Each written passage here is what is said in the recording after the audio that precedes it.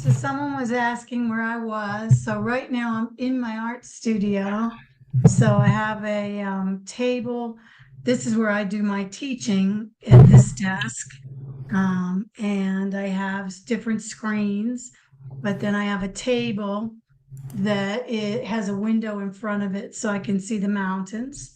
And I have all my art supplies for different various things. The things you're going to see today are all mosaics, glass mosaics. I have done all different kinds of art, everything from glass blowing, and I learned how to welding and painting and just all kinds of different things. But today I'm focusing on the pieces that I did most recently that relate to Jewish stuff, and those are mosaics. Okay, great. I'm going to add myself to you. I want to stand right next to you, Karen. See, it's amazing. I can be right next to you. So, welcome and good evening. I'm Rabbi Idan Islander of Congregation Ahavat Olam, the same congregation that Karen is a member.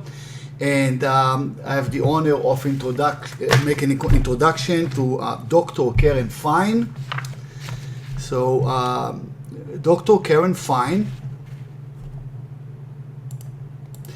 is an inspirational, creative educator, artist, and researcher with 40 years of quality, progressive experience in the creation, expansion, and oversight of academic visual arts programs and initiatives that promote individuality, diversity, student success, and achievement. She has taught thousands of students about art making, historical connections through art, and art appreciation. She is an expert in online visual arts and has designed many courses. Karen also has written many papers and presented at conferences about teaching online. She retired from the classroom in 2022 but continues to teach online courses. Just want to make sure that good, okay. Dr. Fine attended Peabody Veterans Memorial High School and attended after-school classes at Montserrat School of Visual Arts in Beverly. Karen has a Bachelor of Fine Arts degree in painting and graphic design from the University of Massachusetts Amherst. She earned her master's degree in art education from East Carolina University and her doctorate degree in educational leadership and policy from East Tennessee State University. Karen is not only an art educator but a professional artist herself. Her artwork spans many different mediums: painting, drawing, photography, and sculpture. Her most recent works are primarily glass mosaics. She has lived in many different interesting places, like she is now, that are oftentimes reflected in her artwork. And now, just a little bit background of Dr. Fine's her Jewish background identity. Karen went to Temple Ner Tamid Hebrew School in Peabody. She had a bat mitzvah, confirmation. She went to Pembroke Jewish overnight camp and even took Hebrew as a language in high school. Karen was immersed in the social USY Jewish life in her youth. Then she moved away literally and physically from her Jewish life. This lasted for many decades until her brother, Stephen Feinstein, told her that their childhood friend, Mark Friedman, was involved in starting a new temple that she may be interested in attending by Zoom. She attended services that Friday night just to see what it was all about and ended up loving the message and format of our new congregation, Ahavat Olam. Thank you, Karen. Wonderful to have you with us. And although Karen has never been to Ahavat Olam physically, not yet in the building, She attends services regularly. She also goes to our weekly Wednesday Zoom Bible study for over a year now. So it's great to see Karen every Wednesday morning.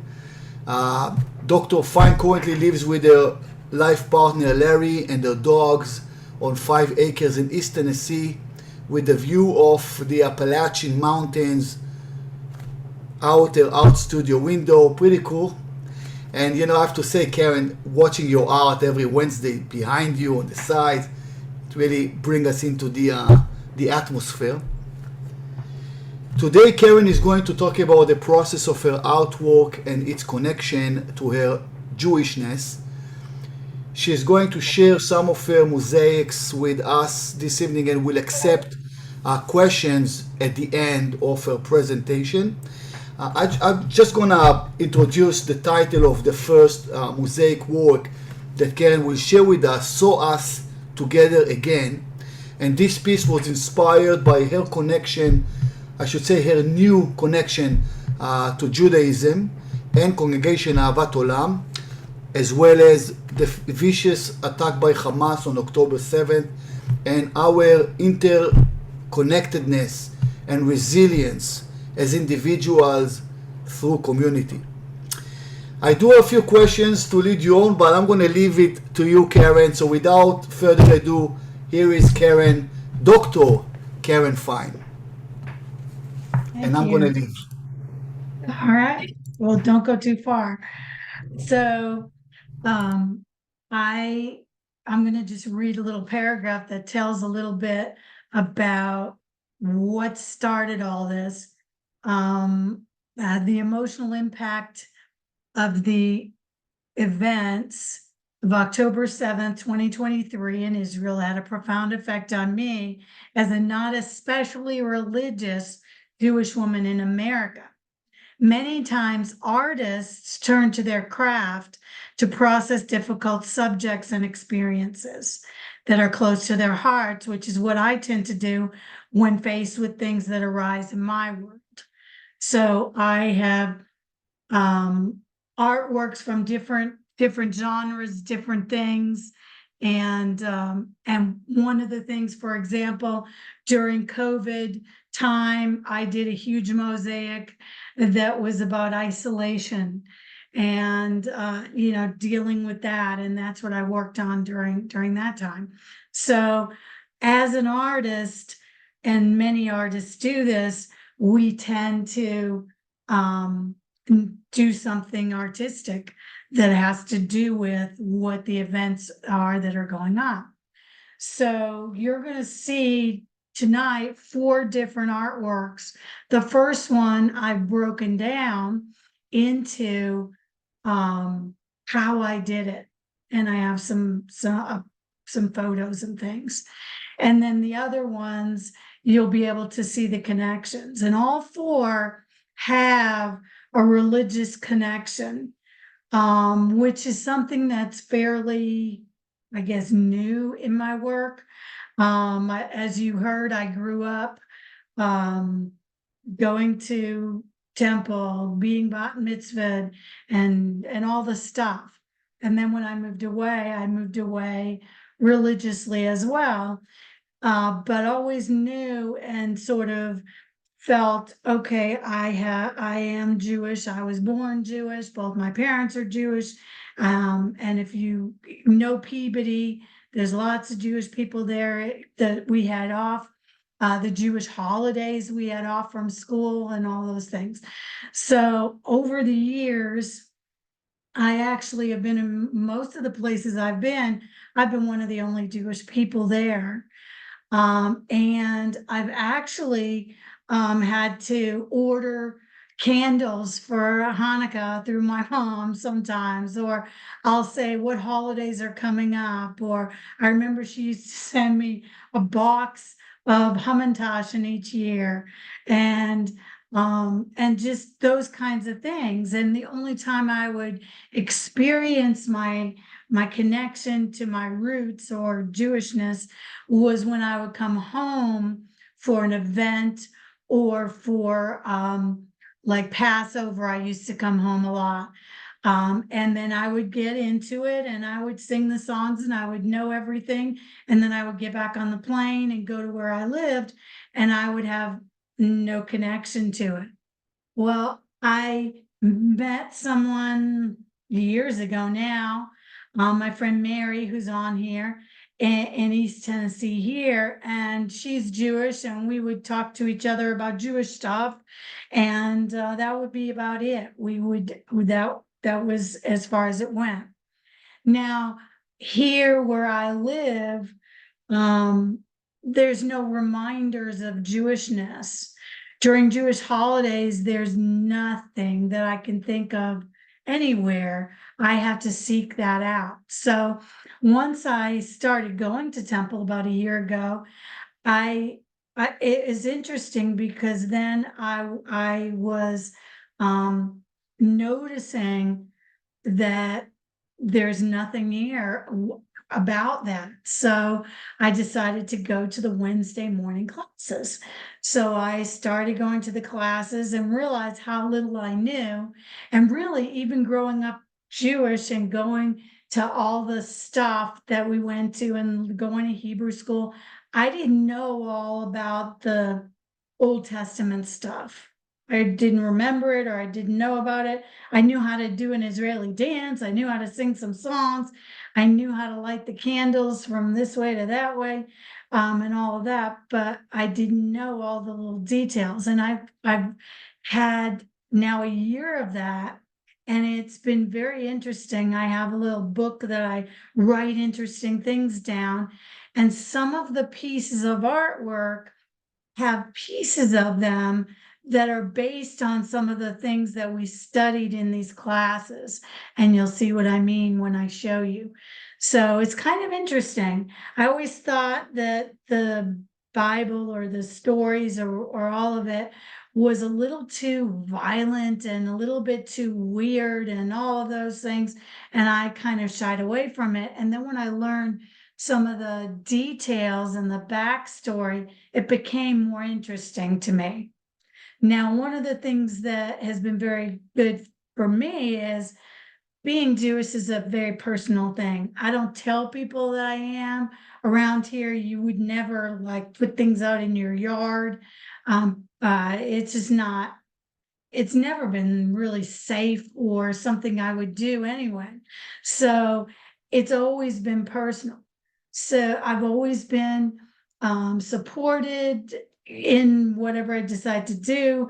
I've always had my mezuzah on the door and those kinds of things, but it's just been very personal. So um, being more into it, I always say, it's kind of funny because religious people, they walk to shul, they don't drive, and I don't have to do that. So I go into my office, put my headphones on, and I go to shul. I don't have to drive. So it's kind of an interesting way to do things. So I'm going to share my screen and hopefully this will work. Share. Okay, now, like I say to my students, give me a thumbs up, Rabbi, if you can see the presentation on the screen. Okay. The reason I do that is sometimes I'll be talking away to my students because I teach online, hundreds of students now. And I'll be talking away and teaching them something and say, look at this. And then I realize they can't see it. So I always now, the past few years, make sure that I get a thumbs up. If that goes away, please unmute yourself and tell me. So this, I'm going to do it very informally and go through this because it'll be easier not to do it as a regular slideshow, and we can talk about it. So this presentation is about my art and how I do my mosaics, but also how it is through a Jewish lens. Some of you that are on here, I know, are not Jewish, and that I welcome. And you will see the connections there. I'm still not a religious person. I am still not, I don't practice the foods and I don't practice everything that comes about. I had to search for just one box of mutzi this year. So those kinds of things, I am not very religious, but spiritually, I am very spiritual.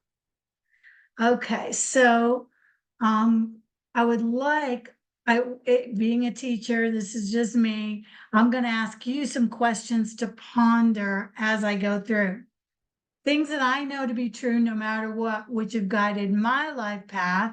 I was born with creativity in my DNA. I can trace it back generations.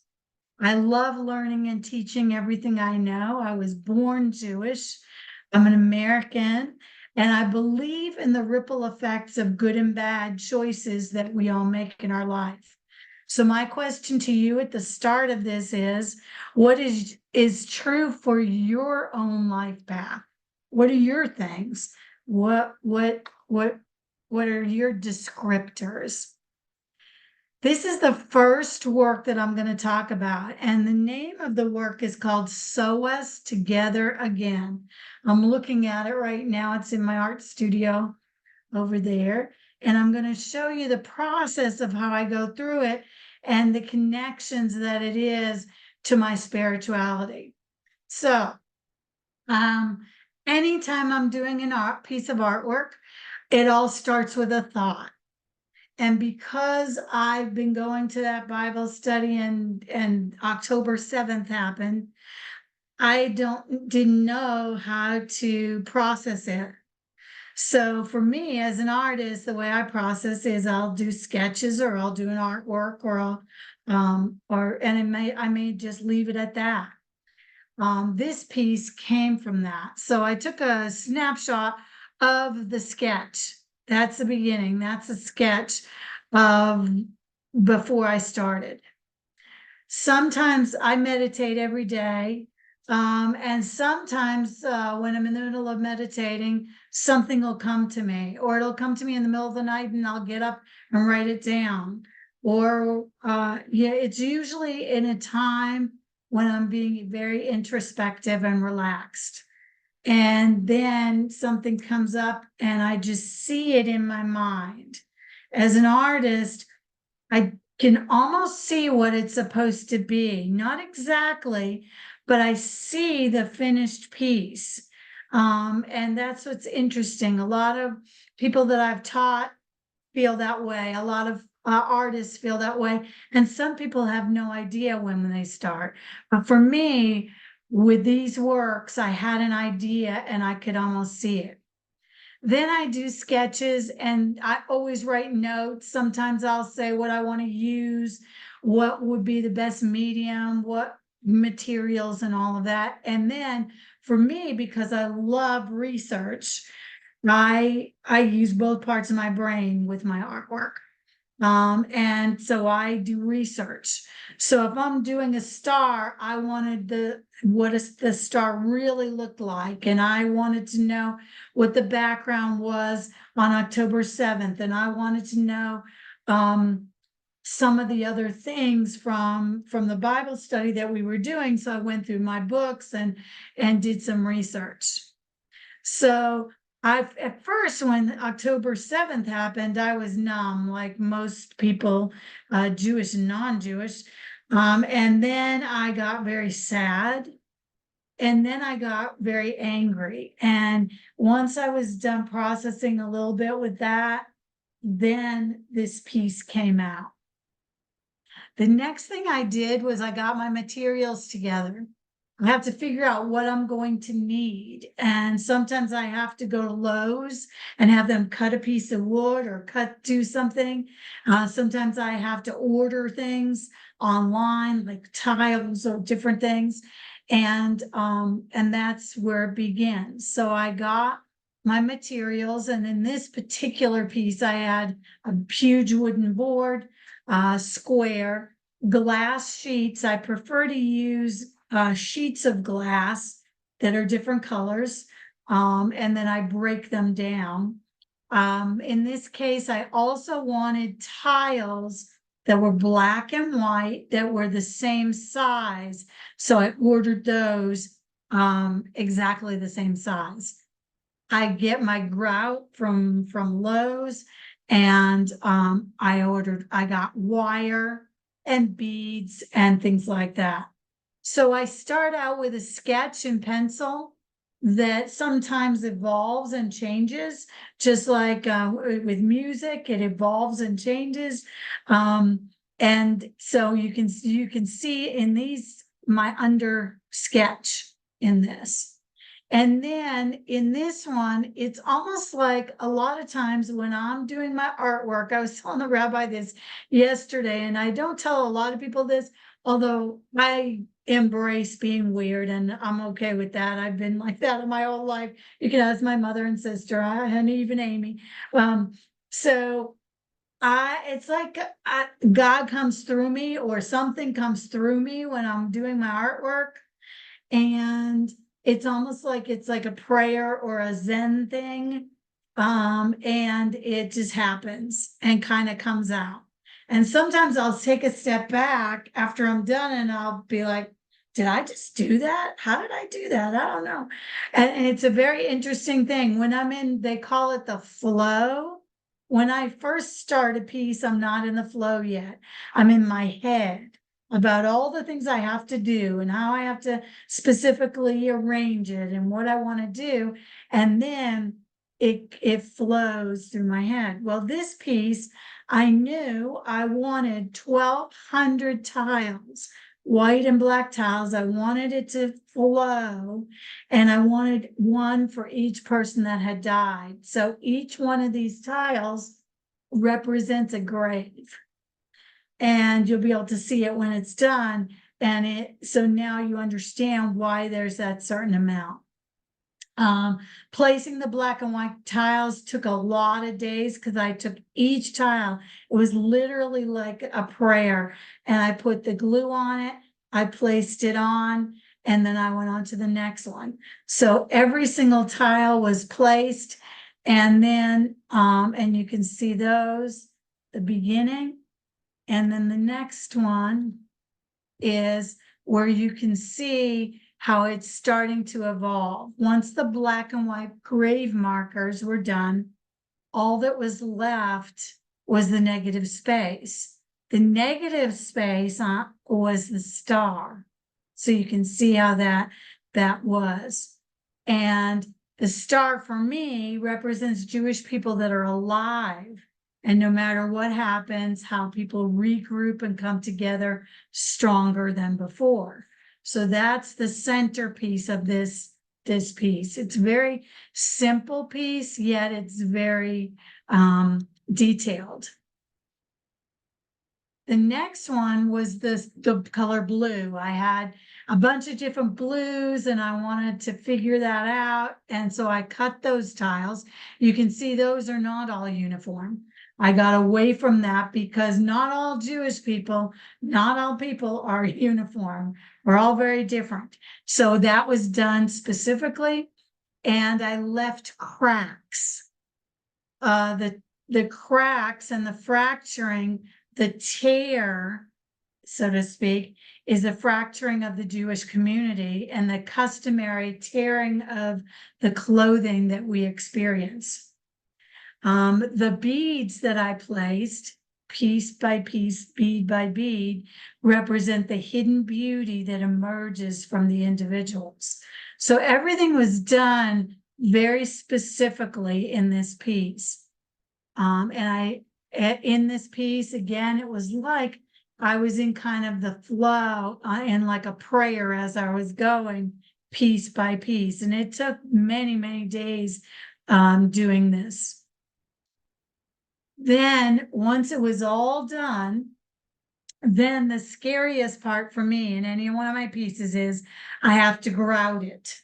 And when you grout it, it obscures the whole thing. If you've ever done tile work, it's like, is this ever going to look good?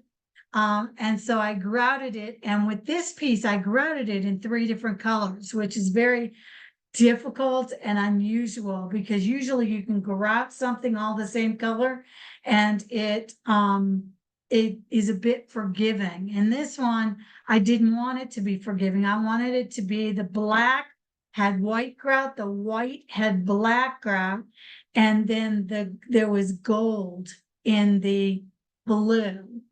So I had to be very careful with the grout. And grout to me, it's almost like, now I can't remember what it's called. The haroset, I think that's what it's called, haroset. It's like they call it the glue or the thing that binds things together. Well, the grout symbolizes the glue that brings individuals together as a whole. So I use all different tools when I'm grouting. If I want little tiny areas, I use these things that are like syringes, and you can see all that black gunk, that is grout that's on top. And I have to use water and all, it's a whole big process, and it dries very quickly. So when I decide to grout an area, I have to commit to it that I'm not going to walk away. So the next part is when it's finished. And in the finished piece, then I buff every single tile. So again, it was like a prayer of buffing all these different things. And the reason that the tiles are not, it's very static. They're not all going in the same direction.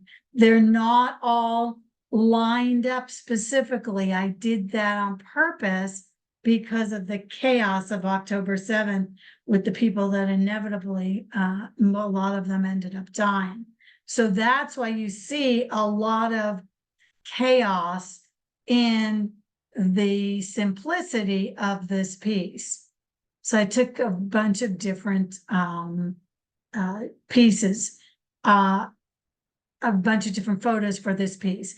Now you can see that in between are those tears, and the tears I nailed in some brads, and then I actually physically sewed red thread to pull it together.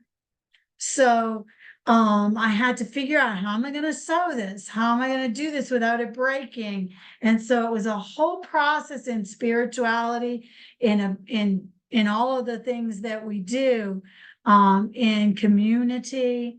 And this is the finished piece. So that's why I called it Sewn Together Again, because all these things have happened from eternity. If we look back, and it just happens. And then the Jewish people come and they fix the tears, and we sew ourselves together again and strongly go forward. So that's what that piece is about. My hope for you is that it provokes contemplation of interconnectedness as humans and resilience as individuals through community, whether it's through Jewish community, community where you live, community as a world community, community like for me as a Southern community, whatever it is. So that's my hope as an artist. Now I have some other pieces to share with you. And let's see here. This piece is called From My Heart to Yours. Now, this is a mosaic that I did. It's the same size as the star. This was done a few years ago.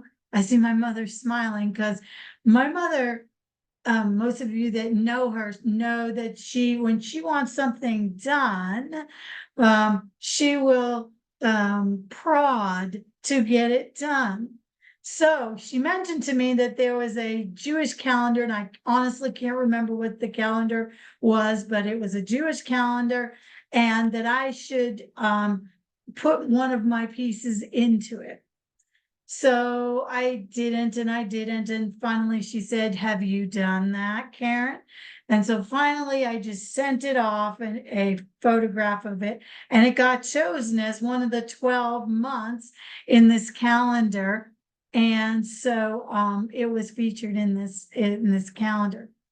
And the symbolism is, there's some different symbolism. One is the variety of people, the variety of shades of the rainbow. And then I wrote Namaste, which actually, a lot of you probably know, it means from my heart to yours. And this is the Hamsa symbol. And this one actually has semi-precious stones on it. So I have that, I'm looking at it right now, and it has leather. There's actually purple leather on this canvas or on this mosaic. So that's another one of my Jewishness projects that I did. Here's another one that was in a show at the General Morgan Gallery near where I live. And the theme was roots. So I was like, roots? I'm not from around here, although I've lived here 30 years. Those that live here know that people would still call me a Yankee or still call me, you're from up north, even though I've been here for over 30 years. But I started to think, okay, what are my roots? So I did a huge tree. This is done with hand cut glass that I did. Each piece was hand cut. And the mosaic is hand cut for my family tree. And how my family tree, goes all over.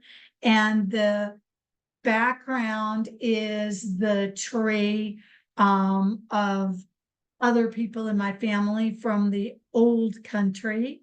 And the full moon, which I actually didn't realize until I think our Bible study last week or the week before, that the full moon represents the Hebrew lunar calendar.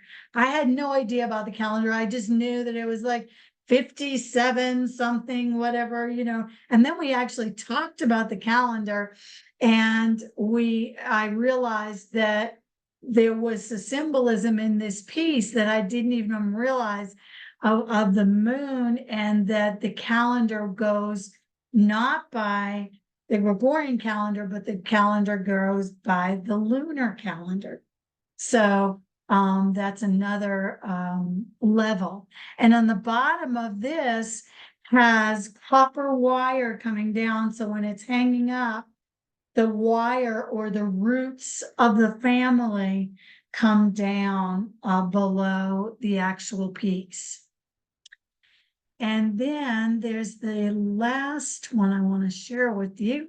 And this one's my newest piece. Well, I had started a piece when I first started going back to temple called Sitting on the Olive Branch. And I was like, yeah, this is okay. And then I put it down and I didn't like it, the sketch. I just didn't like it. I put it away. And if you're an artist, you know that sometimes it's good to put things away and then go back to them. So I put it away for a while. And then recently I got it back out and I looked at it and I thought, I'm going to finish this. And as a finished piece, I actually kind of liked it. It is actually 40 inches tall. So it's a very long piece, 18 inches wide, 40 inches tall. And so it's quite large, quite long. And I worked on it on the desk, kind of moving it around as I was working on it. And it has a lot of Jewish symbolism in it. The sun is touching the flame, which is in the top center of it, which is actually done with gold, actual gold.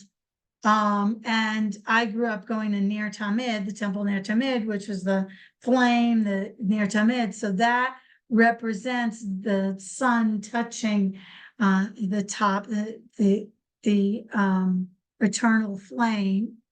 And then the Jewish star on the right side is a bit hidden. And I did that on purpose because sometimes as a Jewish person, or if you're in another group that is you're not feeling like you want to be out there, you're hidden a bit. So the Jewish star is emerging, but is not complete on the side. And then I use the Kabbalah tree of life chart in the center. And as I said earlier, I do a lot of research on any pieces that I do.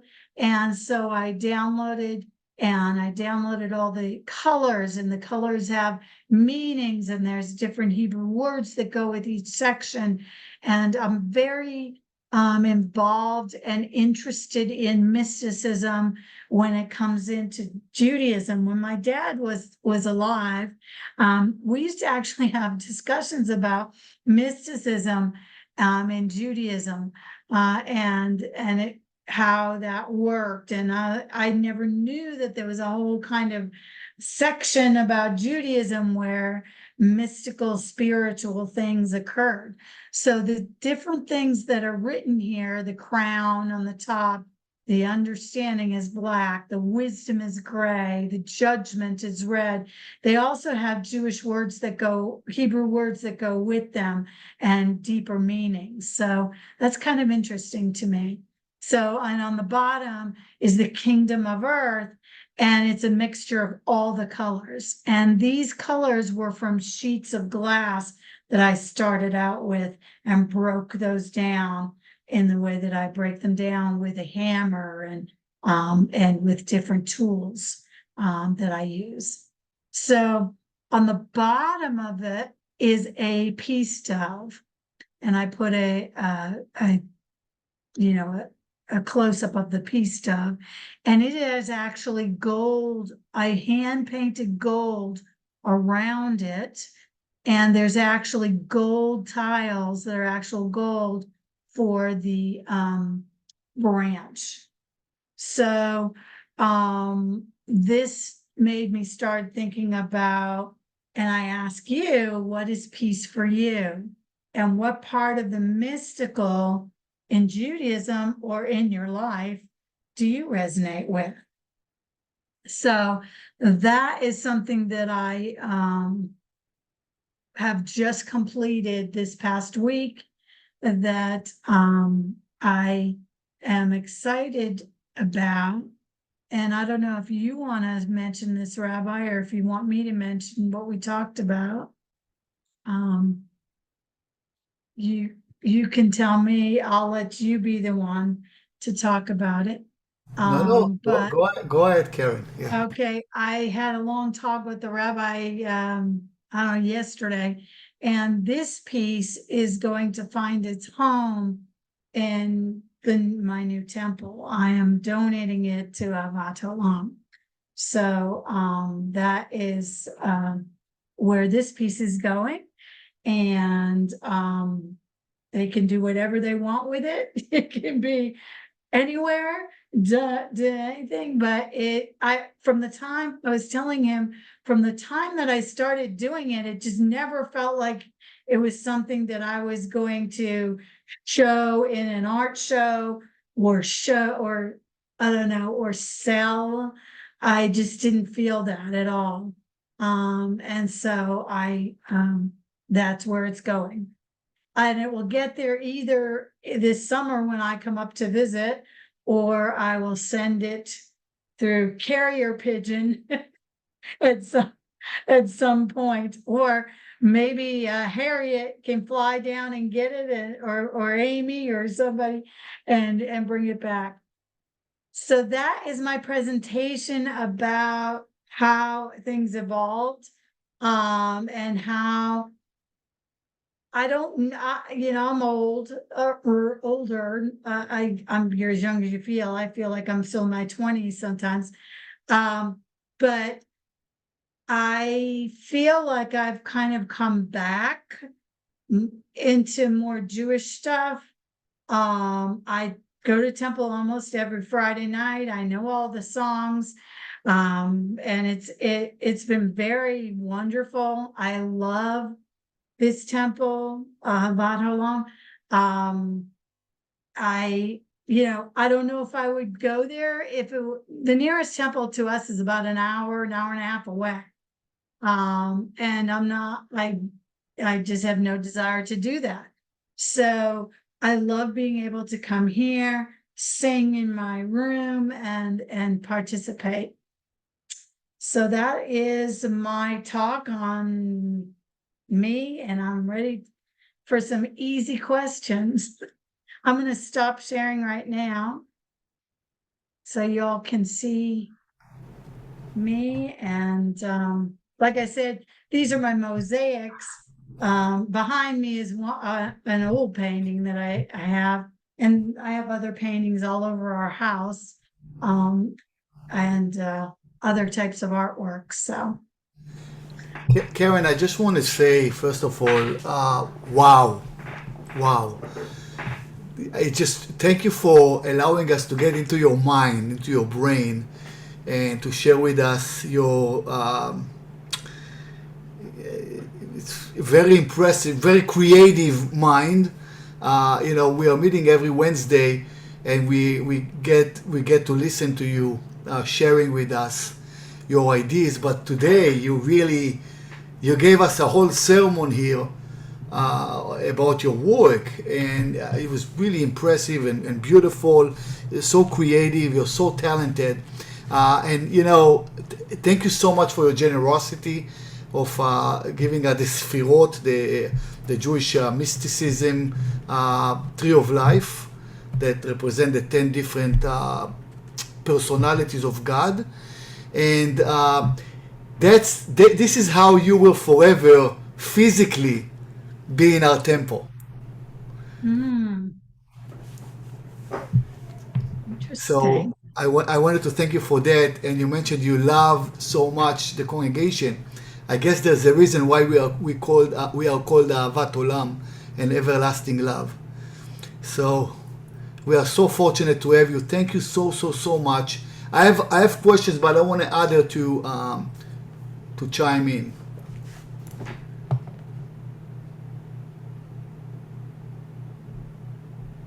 So when did you start, Steve and Sue? Do you know them?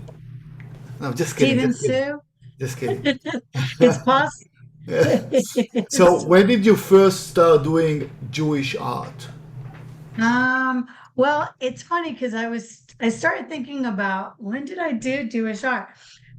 When I went to UMass, I realized that I actually we had to take, because I was an art major, so we had to take, Amy probably remembers me schlepping paintings and things into, I was in a Jewish sorority at UMass. And but I took Jewish art history or something. They had at big universities, they have very specific little courses that you might find. And there was one just on specifically, I guess, because there are so many Jewish students and I did two paintings that were in a show. I don't know if I still have them here, about the Holocaust. And they were very simple, but I used real barbed wire on them. And but it was removed from my brain. It was kind of like I was thinking today, I I did them because we had to do a project. And from the time I was 5 years old, when we were at Temple, we learned about the Holocaust, and we saw the movies and we saw the pictures, and it was just something that's part of our DNA. That's part of who we are. And so I did that. And that was my first Jewish piece. And then after college, I can assure you that I did no Jewish art whatsoever. In fact, I have some pieces in our house here that are very Buddhist inspired and other inspired. And I love them and they're wonderful. But I did not do anything with the mosaics until probably, I don't know, until Harriet said, you need to do something for this calendar, for this Jewish calendar. So I think it was probably a couple of years ago. and then most recently these other ones. Now I don't know where it's going to go. I feel I'm my desk right now, my canvases are empty. So I am open to whatever the universe, whatever God is gonna tell me to do next. And maybe I'll go back through some of I take notes when the rabbi talks on Wednesday mornings. I know other people take notes to take notes, but for me, it's like taking notes like, ooh, that's a good idea. That's a great idea for a painting. That might work. So I don't know. I might go back through and see if something sparks. So that's the answer to that question. Any other questions? I have to say, Karen, you kept me like you kept my attention for the whole presentation. You are very gifted. This is not an easy thing to do, and I think you are natural. You're a great teacher and you're a great artist, and I think that's the combination that really kept all of us the attention here. And I think on top of all, you're very authentic and genuine. When you combine all that together, really create Karen Fine. And you are fine. You're a fine artist and teacher. And I thank you for enriching my knowledge today. I really, really enjoyed. And I want to hear if anyone else would like to ask questions or share thoughts. You know, I have to say one thing. Remember, we discussed at the beginning that after the artist finishing their art, it's not in their hands anymore. The interpretation is by us. And I thought when I was looking at the first piece, they saw us together again with the tears in the Star of David. To me, each tears represent different time of the history of the Jewish people. And, you know, one tear was the Holocaust, another was the Inquisition, another was October 7. But all of them together, with the tears, create one whole Jewish community. This is who we are. So to me, that's the first instinct when I saw it, and they're really beautiful. And the 1200, you know, can be that, can be 1200 of years of experience, suffering experience. I mean, we had some good times as well, but you got my point. So we are Jews. We like to krächzen, to cry for everything and complain. That's part of who we are. That's another tier of the Star of David. But I'm going to leave it to you to react. Any more questions for Karen? Ronnie. Yes, I don't have a question. I just wanted to comment. Your work is so beautiful and you're so talented. This was excellent, wonderful learning about it and enjoying your artwork. Thank you so much. Thanks. I was telling Rabbi earlier, usually I put my artwork up in a gallery or in a show, and then I leave and I don't hear or see the people, or I don't do that as ever really, unless I'm teaching something. So to actually open myself up and show you the work and then ask for what do you think, that kind of thing is very unusual for visual artists.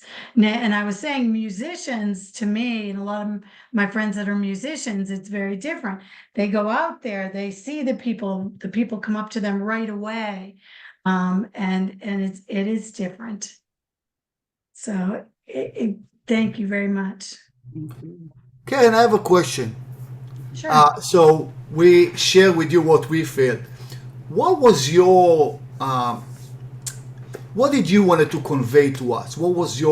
How do you want us to, like audience, to react to your art?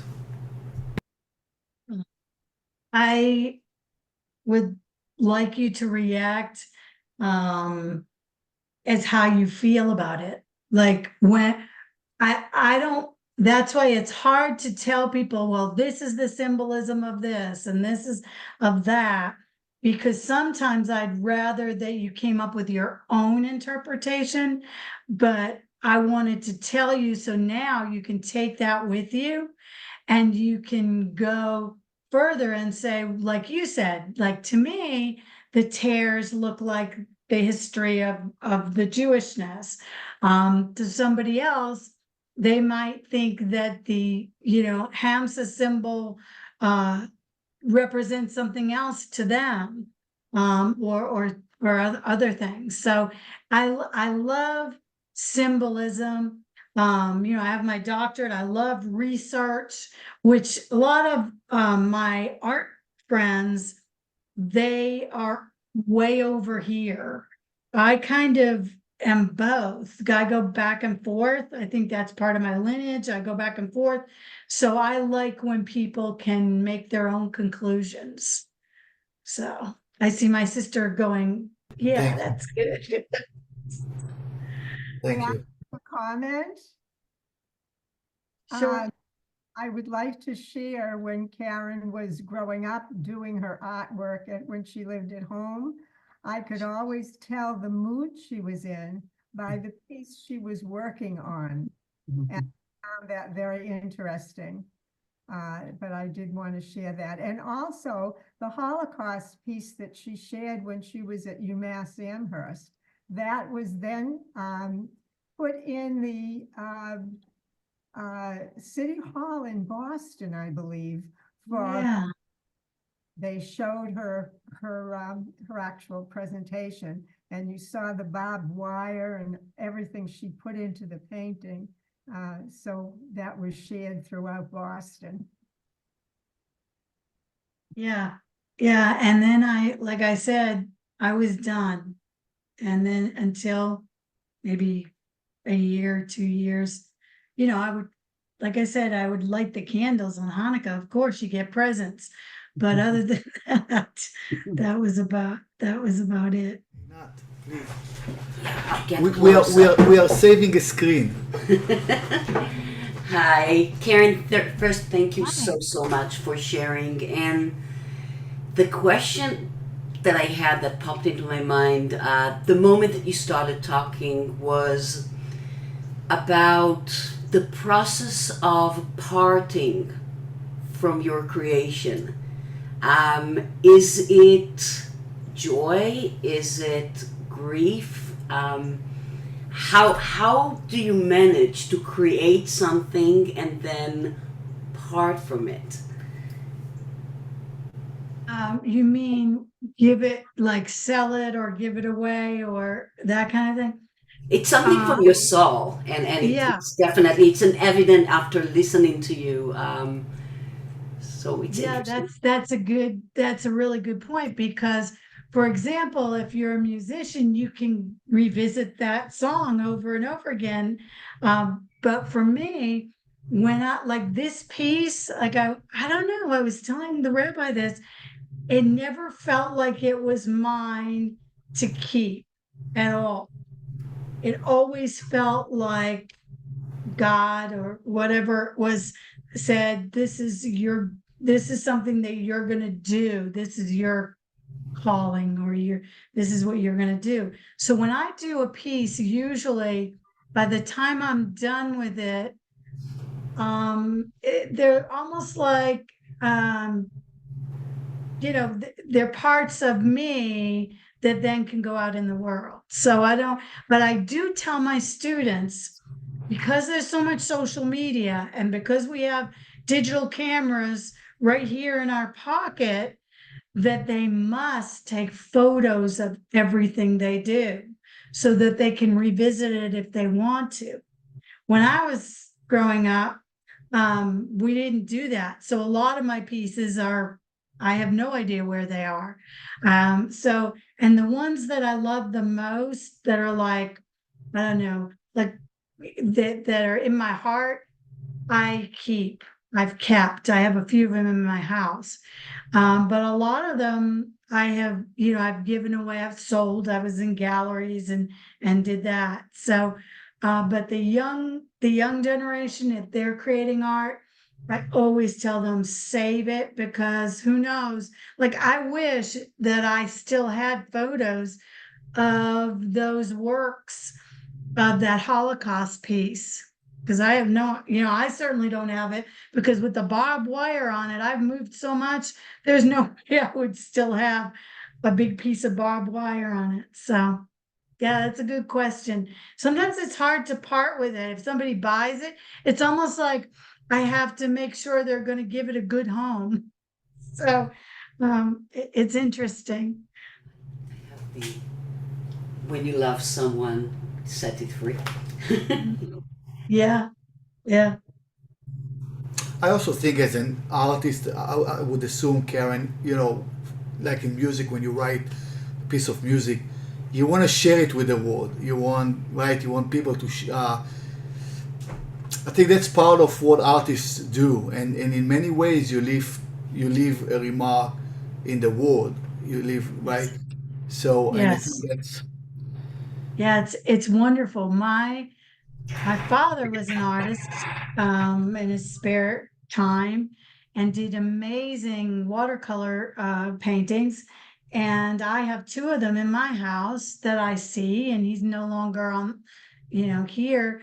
And I have them right there every day. And my grandmother, Grandma Phyllis, she was an artist. She did oil painting.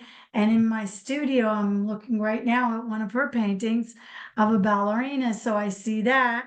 And my niece, my sister Linda's daughter, Rachel, she was an artist. She does artwork on the side. And in my bedroom, I have a piece of her artwork.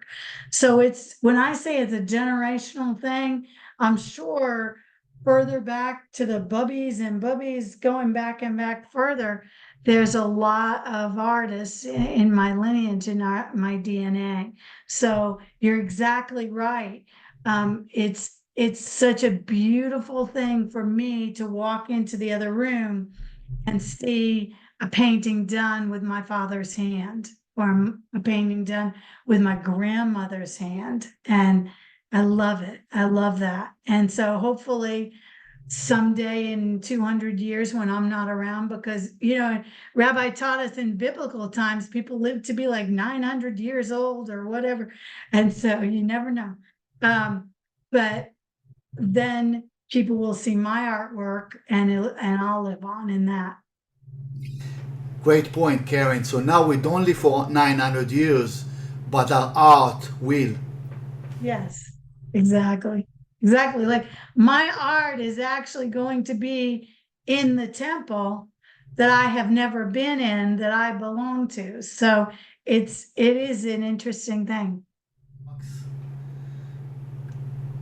Karen, final remarks. Yeah, I think we should all clap. Yeah. Thank you. That was such a great presentation, and I look forward to do more with your new pieces. We're all looking forward to see more of your art.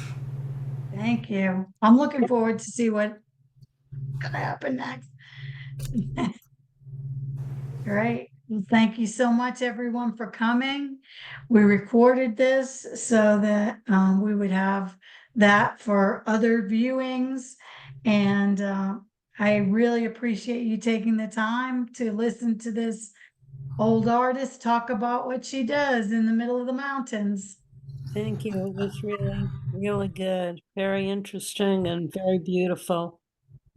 Thanks. Thank you very much. Thank you. Thank you very much, Karen. You're welcome. Very talented. Thank you. That was a wonderful program. Thank you. Yeah. I appreciate you all coming, and anyone who's in East Tennessee, just stop by. Will do. Will do, my Eleanor. Yeah, We Ellie. we can pray in the mountain there. Yeah, Beautiful. Amy's been here. Amy's been there. When she came, I remember she said, "Pull over," and I thought something was wrong. And I was like, "What?" We were driving. I'll never forget this. She said, "Oh my God, there are mountains right there." It was so funny. incredible, right? So Karen, the Holocaust pieces you were speaking of, is that what you did in the basement at SDT? I Yeah, remember. and the I remember sorority. those I did. huge pieces. All my sororities, I would think I was the only artist that they ever let into that sorority, probably since also. And they would always come down, and because I worked down in the basement, they would let me work. Yeah. Yeah, we miss Almost you up 40 here. years ago. Wasn't it like 40 years ago? I Oh, can't- but who's counting, right? Yeah, Yeah, exactly. Yeah. Amazing. right. Thank you so much, Rabbi Idan, for putting this together. And Oh, thank Well you. done. Well done, Karen. thanks. Bye. Good night. Bye bye. Good to see you. See you Good soon. night, everyone. Good night, Karen.